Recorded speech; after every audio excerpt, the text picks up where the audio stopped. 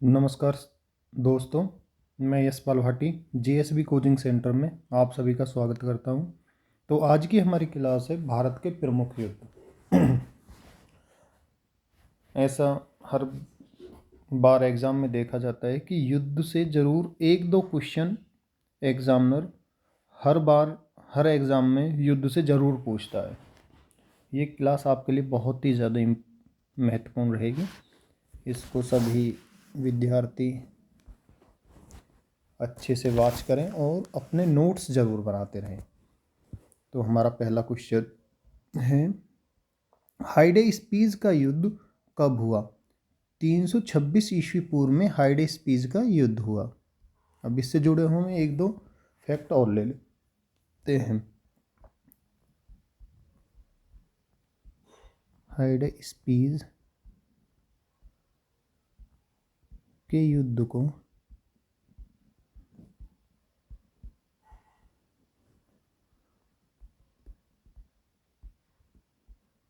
झेलम की लड़ाई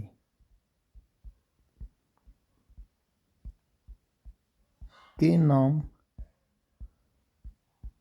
से भी जाना जाता है।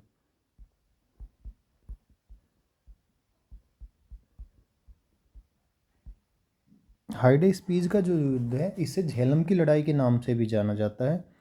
यह भारत के पंजाब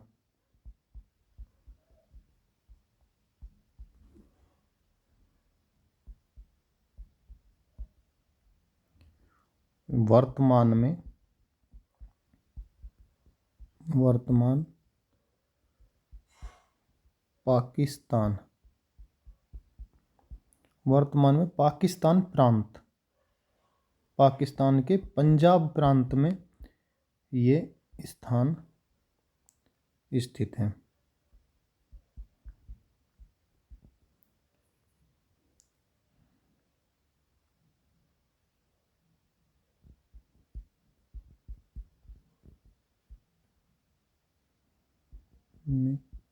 झेलम नदी या हाइडेस्पीस झेलम नदी या हाइडेस्पीस के तट पर हुआ था यह युद्ध, इसलिए इसे झेलम की लड़ाई भी कहा जाता है।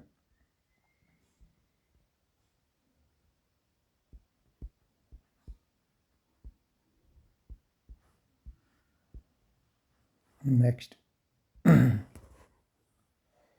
यह युद्ध सिकंदर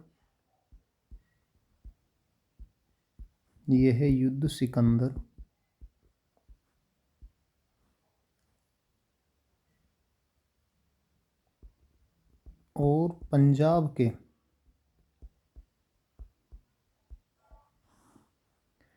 के राजा पोरश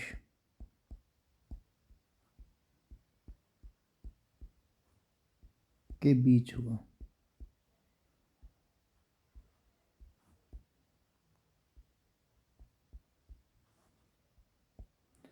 इस युद्ध में सिकंदर की विजय हुई।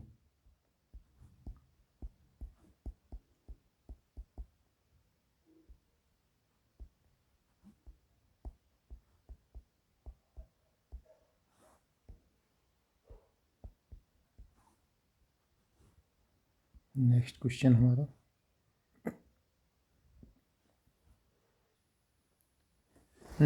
हमारा कलिंग का युद्ध कब लड़ा गया था? तो 261 ईस्वी पूर्व में कलिंग का युद्ध लड़ा गया। अब कलिंग का युद्ध से जुड़े हम एक दो क्वेश्चन ले लेते हैं। कलिंग का युद्ध मौर्य सम्राट अशोक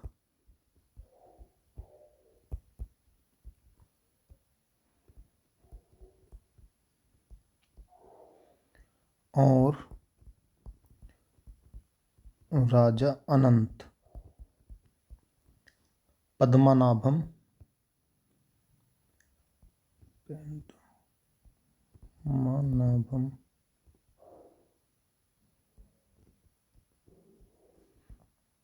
के बीच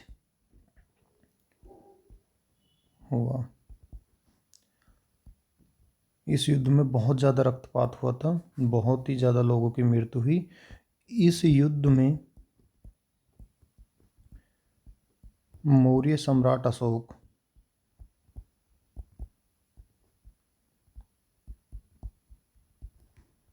की विजय हुई।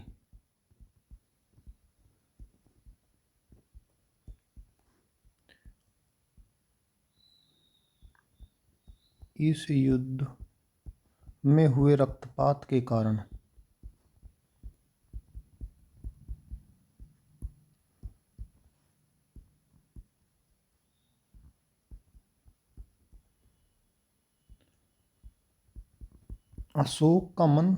सम्राट अशोक का मन बहुत ज़्यादा दुखी हुआ और उन्होंने बौद्ध धर्म को अपना लिया।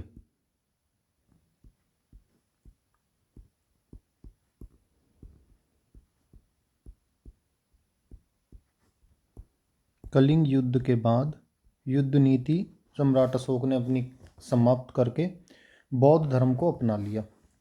नेक्स्ट क्वेश्चन, सिंध का युद्ध कब हुआ? 712 ईस्वी में सिंध का युद्ध हुआ। 712 ईस्वी में सिंध का युद्ध हुआ। तो सिंध का युद्ध सिंध का युद्ध मोहम्मद बिन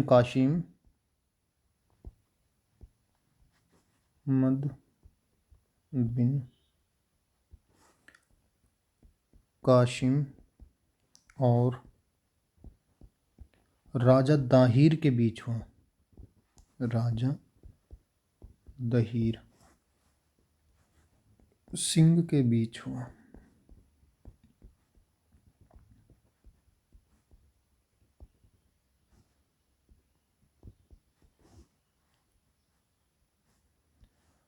इस युद्ध में मोहम्मद बिन कासिम की विजय हुई।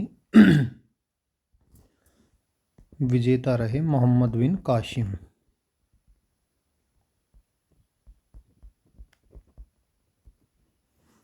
नेक्स्ट क्वेश्चन, तराइन का प्रथम युद्ध कब हुआ था? 1191 ईस्वी में तराइन का प्रथम युद्ध हुआ। यह है मोहम्मद गौरी और पृथ्वीराज चौहान के बीच हुआ। इस युद्ध में विजेता रहे चौहान। विजेता पृथ्वीराज चौहान रहे।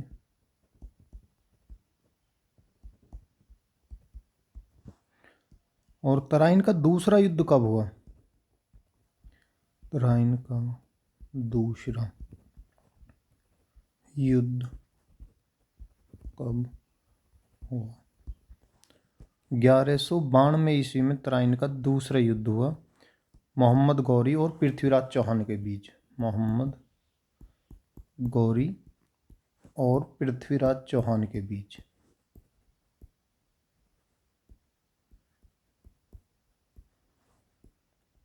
इसमें मोहम्मद गौरी की विजय हुई। विजेता रहे मोहम्मद गौरी। एक साल बाद ही मोहम्मद गौरी ने पृथ्वीराज चौहान पे विजय हासिल कर ली, अपनी कमियों को दूर किया और दोबारा रणक्षेत्र में उतर गया।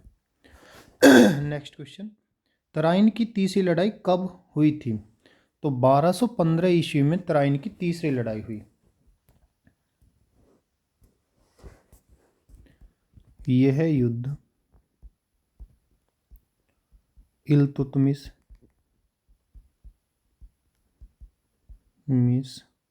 और कुबाचा के बीच हुआ।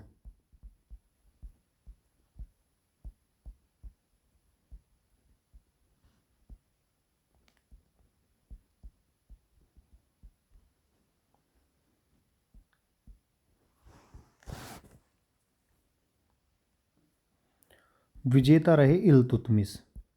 विजेता रहे इल्तुतमिश। अब आपसे हम एक क्वेश्चन, गुलाम वंश का संस्थापक कौन है? गुलाम वंश के संस्थापक कुतुबुद्दीन ऐबक।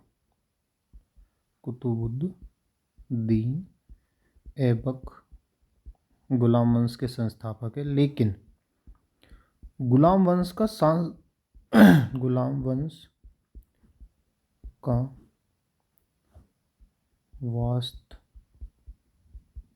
वास्तविक संस्थापक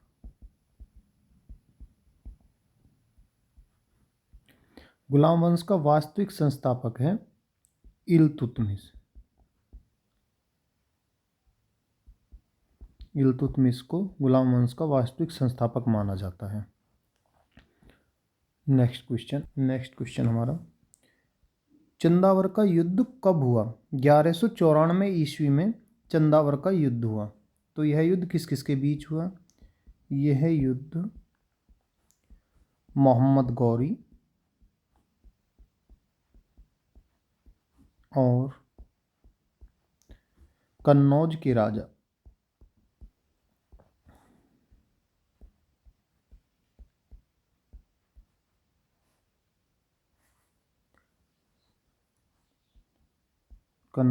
राजा जयचंद के बीच हुआ।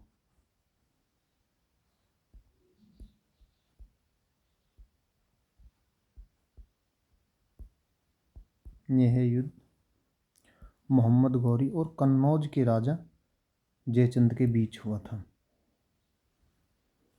इस युद्ध में विजेता रहे मोहम्मद गौरी। विजेता मोहम्मद गौरी रहे। ये चंदावर क्षेत्र कहाँ पर है? चंदावर जो स्थान है ये कहाँ पर है? चंदावर क्षेत्र की वर्तमान भौगोलिक स्थिति, वर्तमान में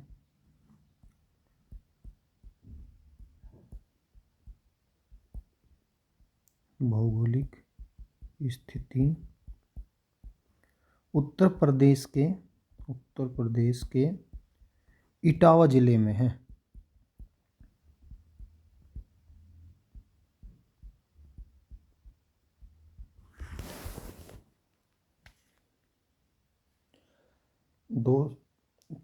दोस्तों, प्यारे छोटे भाई बहनों और विद्यार्थियों, आप सभी से क्षमा चाहेंगे कि आज हमारे पड़ोस में ही एक प्रोग्राम है, उसमें ये म्यूजिक बज रहा है, जिसके कारण आज आपकी क्लास यहीं पर रोकनी पड़ रही है।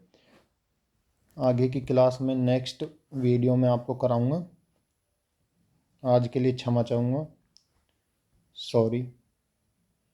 आप सभी का बहुत बहुत धन्यवाद।